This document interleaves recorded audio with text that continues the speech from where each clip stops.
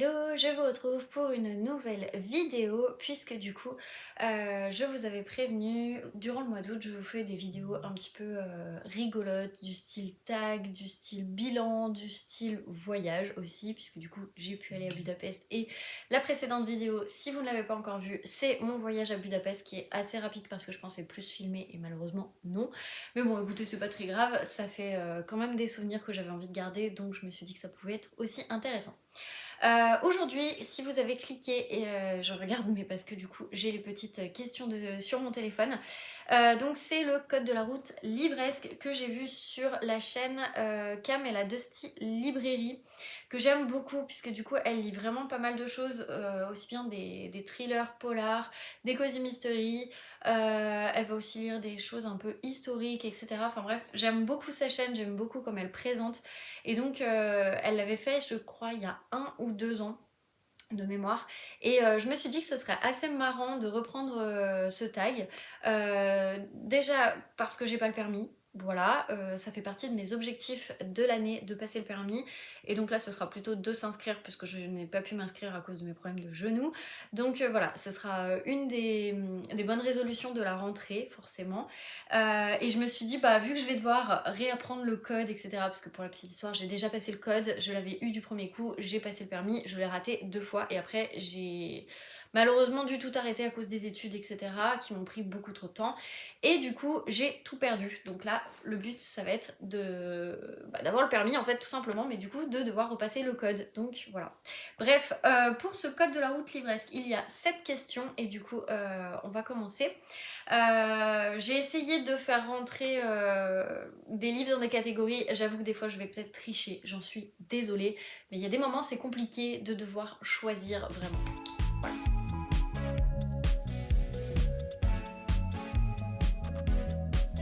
Donc ma palle, eh bien elle est à 206, mais je reviens du brunch et ma super copine Léa du compte Comme un livre ouvert, comme dans un livre ouvert, je sais plus, je mets le pseudo là si jamais vous voulez aller voir sur Insta. Et bien en fait Léa est passée il y a un petit bout de temps à Book Off à Paris et je lui avais dit que si jamais elle trouvait un livre elle pouvait me le prendre. Et ben elle me l'a pris, voilà, du coup c'est Glacé de Bernard Minier qui coûtait 5 €, donc ça vaut le coup, surtout que franchement il est plutôt en bon état, il y a que là où il est un petit peu, voilà, mais franchement tout le reste il est en super bon état, je suis hyper contente. Donc voilà, du coup bah, ma palle réaugmente à 207, mais risque de redescendre à 206 puisque je suis censée terminer sur ma liseuse L'été meurtrier d'Oxford, le tome 5. D'ailleurs s'il y a des filles du book club du Cozy Mystery qui passent, oui je suis en retard, oui je ne l'ai toujours pas fini, mais semaine trop compliquée, donc voilà. Mais bref, du coup ma palle est à 207 et j'espère en rentrant de vacances qu'elle aura réduit, sachant que je me suis mis une sorte de petit objectif, c'est qu'en octobre elle soit à moins de 200. Ce qui n'est pas gagné puisque en septembre, enfin fin août, début septembre, il y a des livres que je compte m'acheter. Donc voilà, et aux États-Unis, vu que je pars lundi, donc là on est samedi, eh bien je risque de m'acheter peut-être des livres en VO. On verra. En tout cas, je prends des livres pour lire, mais bon, bref. Donc, à cause de Glacé, eh bien ma palle remonte à 207.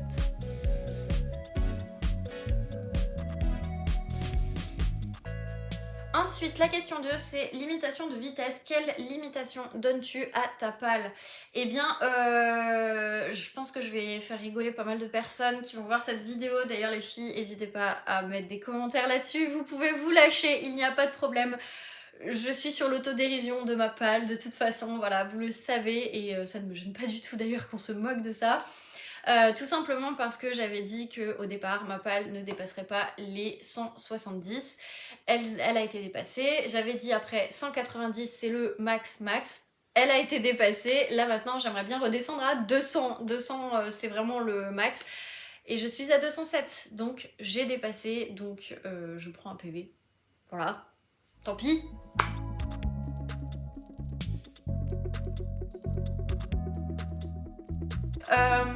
Donc j'ai un peu triché, j'ai mis 3 livres. Parce que c'est 3 livres que je vais emmener en vacances et que j'avais très envie en fait de lire sur ce mois d'août et pendant mes vacances. Le premier, comme tous les ans, c'est un Serena Giuliano, du coup c'est Sara perché ti amo. Donc ils mettent c'est sans doute parce que je t'aime. Voilà, c'est le dernier qui est sorti en poche que je n'ai pas lu, que Léa m'a dit qu'apparemment il était vraiment top, donc j'ai hâte de le lire. Il y a également Americas. Oui, bah je pars aux États-Unis, donc forcément j'ai pris un livre qui se passe là-bas. Donc voilà, de Ludovic Manchette et Christian Niemiec, je vais y arriver. C'est ceux qui ont écrit Alabama 1963 que j'avais adoré. Après, donc Gaël et bah du coup Lara m'ont dit que effectivement il y a un monde entre Alabama 1963 et Americas. Maintenant, franchement, voilà, je le sais, c'est pas du tout la même chose. On n'est pas sur un polar, on est plus sur quelque chose d'inventé, mais qui se passe dans les années 70, donc juillet 73 même. Voilà, je pense que ça va être sympa vu que je vais être aux États-Unis. Je pense que je serai un peu imprégnée. Il est petit en plus, parce que j'ai oublié de vous dire pour l'autre. Mais là, lui, il fait 293. Et Sara Palcatillamo, il fait 253. Donc en soi, voilà, c'est 2 petits livres qui vont pas prendre trop de place ni trop de poids. Mais mine de rien que j'avais envie de lire, donc voilà. Et surtout celui que je me suis empressée d'acheter sur le mois d'août, c'est mon seul achat du mois d'août. C'est donc la suite de Mad de Chloé Esposito, et donc il s'appelle Bad. Et ils mettent Elle a volé la vie qu'elle voulait, jusqu'où ira-t-elle pour la garder. On en a parlé aujourd'hui au book club, franchement, c'est... Alors, ça part dans l'excès, hein, je suis complètement d'accord là-dessus par rapport au premier. Pour vous refaire le speech, on est avec Alvi et sa jumelle, je ne sais plus comment... Beth sa jumelle. Et en fait, Beth va inviter Alvi, qui en fait à la base habite Londres. Elle va l'inviter en Sicile, là où elle habite avec son mari et son bébé. Et en fait, les 2 sœurs vont être plutôt jalouses l'une de l'autre et il va se passer des choses qui font que voilà, il va y arriver plein de choses. On parle de sexe, on parle, mais alors vraiment le sexe assez hard hein, un petit peu. On va parler de tout ce qui va être meurtre, parce que bon, ça reste un thriller. Voilà, on va parler aussi un poil santé mentale, je trouve. Bref, ça va parler de pas mal de choses. C'est hyper, c'est de l'humour noir, hein, tout long. Parfois peut-être dans l'excès, mais moi je sais que ça me dérange pas, j'aime bien. Donc voilà, du coup j'ai assez hâte de le lire. Et ça, c'était vraiment une grosse priorité pour moi.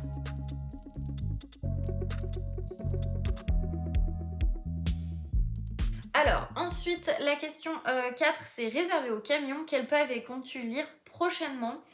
Là, j'en ai 3, dont un, c'est un pavé parce qu'il y a 2 histoires.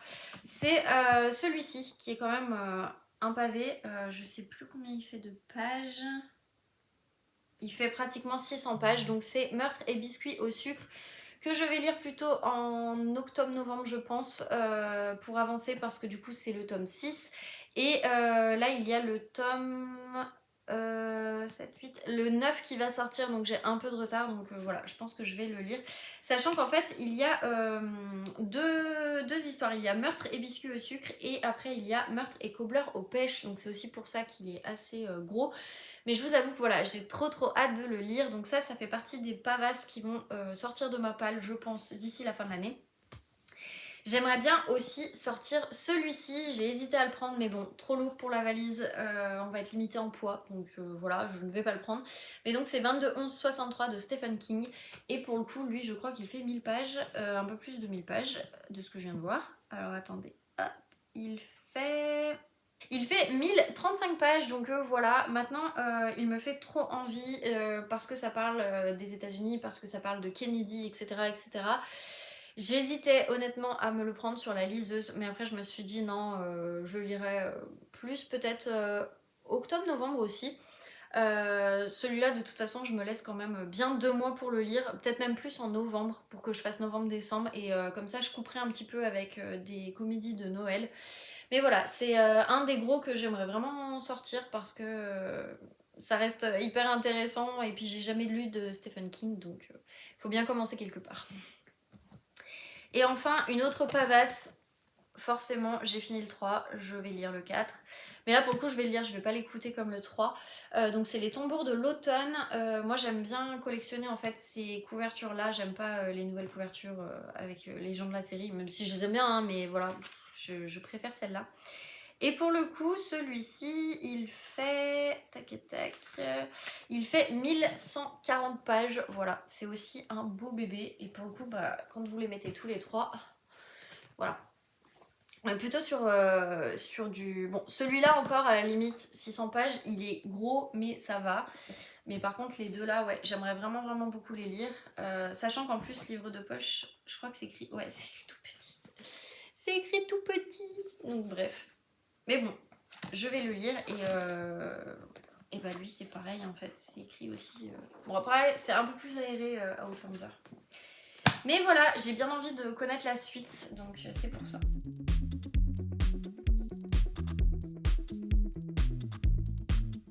Ensuite, cinquième question réservée au bus. Un livre que tu réserves pour une période spéciale.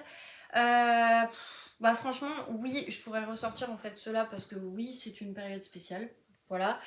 Maintenant, je vais aussi vous dire celui-ci parce que j'aimerais vraiment le terminer, mais je vous avoue que j'ai dû vous le dire dans un vlog, je crois, que je l'ai commencé, hein, voilà, je l'ai commencé, mais j'ai un peu du mal, je trouve que c'est écrit un peu comme on parle et j'ai un peu du mal.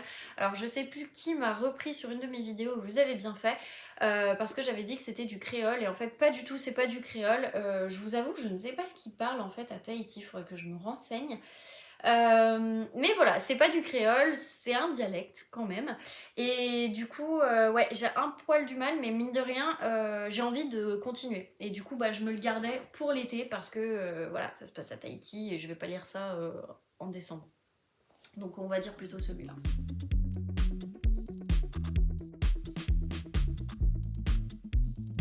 Donc stop, un livre que tu as abandonné. Il faut savoir que je n'abandonne pas vraiment de livres, j'ai un peu du mal à abandonner des livres justement.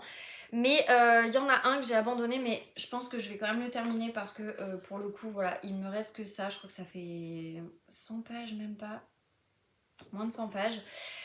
C'est donc Les Fjords de Santorin de Nick Alexander qui est aux éditions Charleston. Pourquoi? Tout simplement parce que quand on le lit le résumé et quand on lit le livre, ça n'a strictement rien à voir. J'aurais aimé qu'il y ait des trigger warnings dans le résumé et qu'on me dise réellement qu'il y avait... Enfin, que ça parlait d'agression sexuelle, ce genre de choses. Alors, oui, j'ai lu Personne ne doit savoir de Claire McGowan qui parle justement des agressions sexuelles, etc. etc. Maintenant, il y a un moment donné où moi je m'attends en fait à partir sur un côté secret de famille où je sais plus comment s'appelle sa fille. C'est Becky où en fait elle a jamais connu son père et elle aimerait bien connaître. Et quand on repart dans les flashbacks, sa mère, on sent que ouais, ça a été plutôt compliqué pour Laura. Et en fait, j'aurais vraiment, vraiment, vraiment aimé qu'on me dise que ça parlait voilà, d'agression sexuelle, euh, de tout ce genre de choses, parce que du coup, j'ai eu vraiment, vraiment du mal. Maintenant, voilà, je vais le continuer, mais je vous avoue que ouais, j'ai un peu du mal. J'ai hâte de le finir pour après m'en débarrasser en quelque sorte. Lui, c'est sûr, vous allez le retrouver sur mon Vinted à la rentrée une fois que j'aurai terminé. Mais ouais, j'ai un peu du mal à m'y remettre parce que c'est un peu compliqué. Donc je le considère comme une sorte d'abandon. Voilà.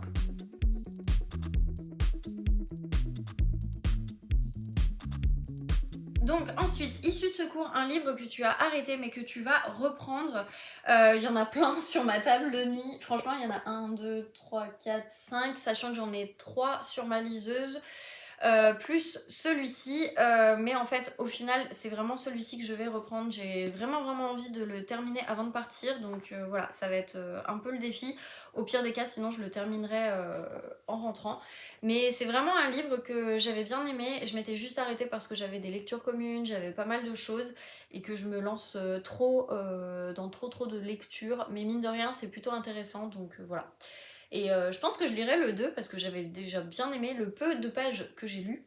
J'avais plutôt bien aimé. Bon, par contre, on sent que le soleil... Voilà, mais bon, écoutez, c'est pas très grave. En tout cas, je suis plutôt contente et je vais continuer cette saga parce que vraiment, elle est très sympa. Et quand on a envie de lire un truc un peu doudou, un peu cocon, bah franchement, allez-y. C'est vraiment une super saga pour le moment. Enfin, en tout cas, premier livre qui est plutôt pas mal. J'en suis à la moitié et j'ai hâte de le terminer. Voilà, c'est tout pour ce... Code de la route livresque, tout simplement. J'espère que ça vous aura plu. J'ai essayé de le faire plus ou moins long, de vous présenter plus ou moins des livres. Je sais que j'ai complètement abusé sur certaines catégories. Écoutez, c'est pas grave. Le but, c'était juste de s'amuser, en fait, tout simplement, avec des livres. Donc voilà, si jamais vous voulez que je refasse d'autres tags dans ce style, n'hésitez pas à me dire en commentaire, ça pourrait être cool. Je pense que des tags, je vais essayer d'en sortir de temps en temps, histoire de faire des pauses parfois avec les vlogs, parce que à la rentrée, je vais avoir certains week-ends où justement, je vais avoir des week-ends où je ne vais pas être là et je ne pourrai pas filmer, et du coup, je préfère vous filmer des vidéos d'avance. Donc, il y a possibilité à ce que du coup, je vous fasse d'autres tags. Donc, si jamais vous avez des idées, n'hésitez pas, c'est pas facile à dire.